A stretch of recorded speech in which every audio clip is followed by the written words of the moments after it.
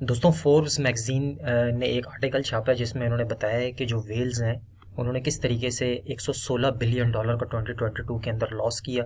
इसके बारे में बात करेंगे। साथ साथ बाइनेंस के कुछ ट्वीट्स हैं सीजी के, उससे हमें क्या रिजल्ट मिलता है बाइनेंस के फंड को लेकर। बीटीसी के बारे में थोड़ी सी बात करेंगे।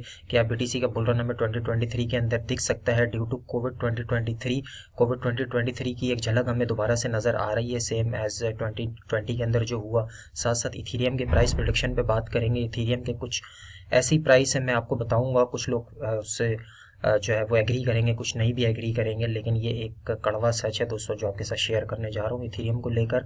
और साथ साथ बाइनेंस के प्रूफ ऑफ रिजर्व को लेकर क्या अपडेट्स हैं, ये हमारे लिए बहुत इंपॉर्टेंट है जानना। इन सारी चीज़ों को वीडियो में कवर करेंगे। चैनल पे अगर आप पहली बार आए हैं और कंटेंट आपको अच्छा लगे तो लाइक सब्सक्राइब ज़रूर कीजिएगा। मेरा नाम है ज़ीशान।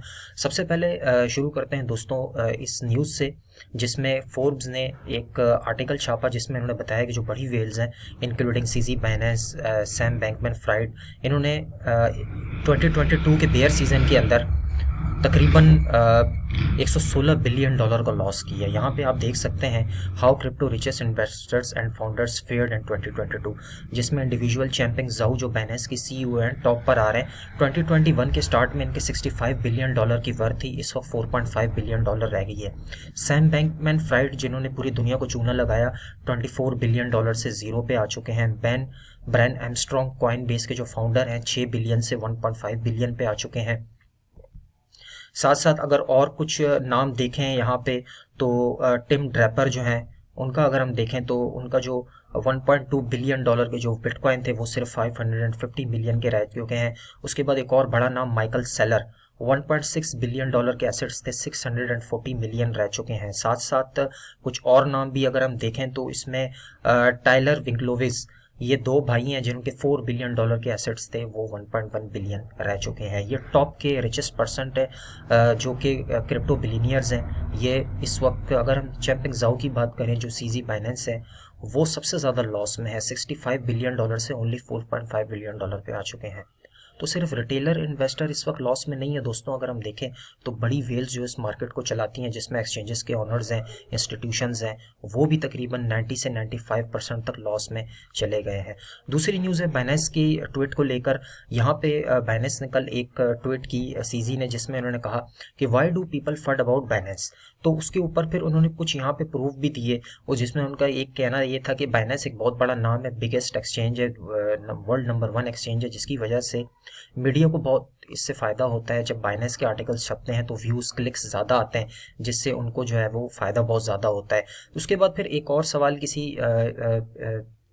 इनके फॉलोअर ने किया कि क्या बाइनेंस एफटीएक्स की तरह कोलैप्स कर जाएगा, बाइनेंस के बारे में हम ये सोच सकते हैं। तो उस पर फिर सीजी का कहना था कि जो है वो I see a lot of coordinated BNB fund lately, what are the facts. उनका कहना था कि बीएनबी के बारे में जो फंड चल रहे हैं, दो चीज़ें मैं आप लोगों को क्लियर कर दूं कि जो बीएनबी है वो एफटीएक्स एफटीटी की एफटी और एफटीटी और बीएनबी का मवाजना ही नहीं किया जा सकता। ये दोनों एक सिमिलर कॉइन नहीं है। यहाँ पे आप देख सकते हैं FTT versus BNB are they similar, BNB being an exchange token. BNB एक एक्सचेंज का टोकन है और एफटीटी जो था वो एक एक्सचेंज का टोकन तो था, लेकिन उसके अंदर वो एक अपनी स्मार्ट चेन नहीं थी उनकी, जिस तरह लाइक बाइनेंस स्मार्ट चेन है, बीएनबी के अपने रिजर्व्स हैं। तो ये एक मजाक होगा। उनका कहना था कि हम एफटीटी को जो है वो बाइनेंस के साथ कंपेयर करें। बाइनेंस दुनिया की वर्ल्ड बड़ी एक्सचेंज है जिसको हम कंपेयर नहीं कर सकते एफटीटी के साथ। साथ साथ सीजी के लाइव एएमए भी हो रहे हैं और वो जो भी अपडेट्स होती हैं वो अपने व्यूअर्स को जो है वो एएमए में बताते रहते हैं। अब सवाल हमारे पास ये आता है कि क्या बाइनेंस कोलैप्स कर जाएगी। तो दोस्तों देखें, अगर हम क्रिप्टो करेंसी की बात करें तो क्रिप्टो करेंसी जो है, क्रिप्टो करेंसी फील्ड ही बहुत ज़्यादा रिस्की है। अब हम ये नहीं कह सकते कि सारी एक्सचेंजेस या सारे कॉइन्स जो हैं वो कोई बगैर रिस्क के है। हम ये पूरी इंडस्ट्री ही रिस्क में है। अगर बाइनेंस को कुछ होता है दोस्तों तो जाहिर सी बात है कि फिर कोई भी एक्सचेंज नहीं बचेगा। लेकिन होपफुली बाइनेंस इस वक्त दोबारा से लीड कर रही है टॉप वर्ल्ड एक्सचेंज में और आपके और हमारे फंड्स होपफुली सेव हैं। हमें किसी किस्म की परेशानी की ज़रूरत नहीं है यहाँ पर, क्योंकि प्रूफ ऑफ रिजर्व की जहाँ तक बात है तो वो मैं वीडियो के एंड में चल के आपको बताऊँगा।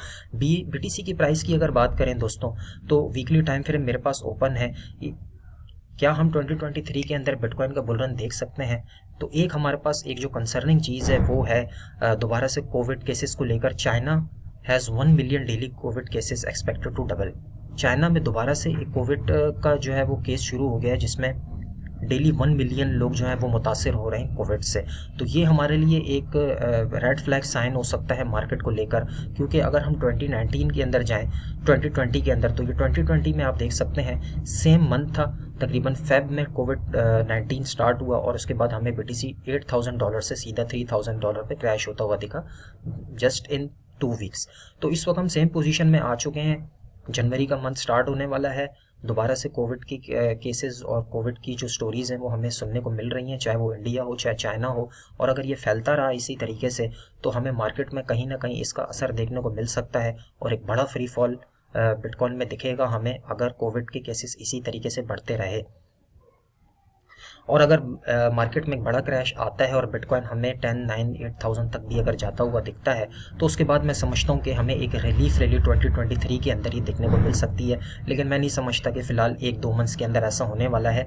फर्स्ट क्वार्टर के एंड में या सेकंड क्वार्टर में हमें, सेकंड थर्ड क्वार्टर के अंदर हमें बिटकॉइन का जो है वो प्राइस थोड़ा सा ऊपर जाते हुए दिख सकता है 1 to X30, तकरीबन 30-35,000 तक। साथ साथ अगर बात करें दोस्तों इथीरियम की, तो इथीरियम जो है वो इस वक्त बहुत ही एक डेंजर पोजीशन में है। मैं आपको बिल्कुल भी रिकमेंड नहीं करूँगा, जो दोस्त इथीरियम में इन्वेस्टमेंट करना चाहते हैं, अगर आप DCA पर्सपेक्टिव से बाय कर रहे हैं तब तो ठीक है, लेकिन फ़िलहाल आपको इथीरियम से बचना पड़ेगा। अगर इथीरियम को बिटकॉइन के साथ कंपेयर करें तो वैसे तो इथीरियम अच्छा परफॉर्म कर रहा है।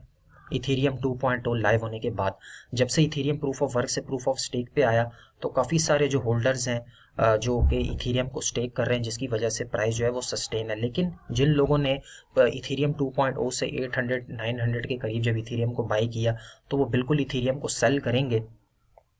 और इस वक्त अगर हम इथीरियम की बात करते हैं दोस्तों, तो इथीरियम अपने ऑल टाइम हाई से तकरीबन 75% डाउन है। 2017 के बुल रन के हाई से अगर हम प्राइस रेंज को अगर हम देखें इथीरियम के, तो इथीरियम ने तकरीबन अपना $80 का अपना लो लगाया था, जो कि 94% की करेक्शन थी। ठीक है, तो अगर हम इसी को कंपेयर करते हैं इस वक्त, तो इस वक्त इथीरियम जो है अपने ऑल टाइम हाई से सिर्फ और सिर्फ 75% डाउन है। और अगर हम इसका 94% का क्रैश देखते हैं, अगर ऐसा होता है, तो फिर हमें जो है वो इथीरियम का प्राइस जो है वो $300 के करीब मिल सकता है। जी हाँ बिल्कुल दोस्तों, इथीरियम का प्राइस हमें $300 से लेके $400 के बीच में 2023 के अंदर दिख सकता है। क्योंकि अगर बिटकॉइन नीचे जाता है तो ऐसा नहीं है कि इथीरियम नीचे नहीं जाएगा। बेशक इथीरियम इस वक्त अच्छा परफॉर्म कर रहा है एज़ कम्पेयर टू बिटकॉइन, लेकिन कहीं ना कहीं वेल्स अपना प्रॉफिट बुक करेंगी। और साथ साथ अगर हम बात करें ग्रे स्केल की, तो ग्रे स्केल के पास 3 मिलियन इथीरियम है, वो सेल कर सकते हैं। और कहीं ना कहीं न्यूज़ आ रही हैं कि 1,28,000 जो बिटकॉइन है ग्रे स्केल के पास, वो डंप कर सकते हैं मार्केट में। और ये हमें Q1 यानी कि जन-फेब में हमें बिटकॉइन के प्राइस नीचे जाते हुए दिखेगा अगर वो सेलिंग करते हैं। और इथीरियम में अगर आपको से कहूँ, तो इथीरियम आपको कम से कम $500 तक वेट करना होगा नेक्स्ट ईयर।